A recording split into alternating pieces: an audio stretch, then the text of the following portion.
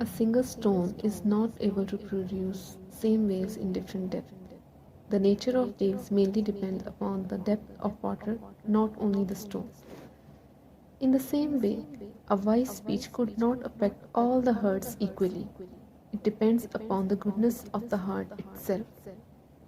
This is the reason that all the humans could not receive guidance, as Allah subhanahu wa ta'ala has complete control over it. Man comes in this world, breathes, finds resources, makes relationships, and put his effort to be successful in life. But during all his struggle, he completely ignored this fact that what's the purpose of his life. As taking breath and doing struggle for survival is also the destiny of animals, then point to think is that which qualities distinguishes man from animals.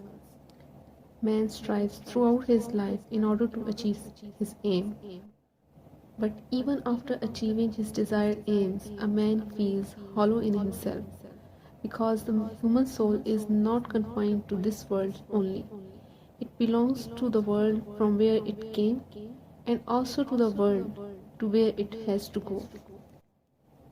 The only process through which human souls get satisfaction is self-evolution. So what is self-evolution? The success in this life requires many elements, but the only thing which is required for self-evolution is vision.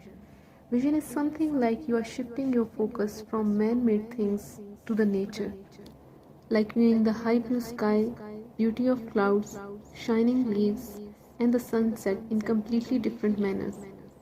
With the passage of time, he starts visualizing the beauty of this universe with the reference of its creator, and gradually he begins to consider himself as a part of this universe. This creates the harmony between his mind, body, and soul.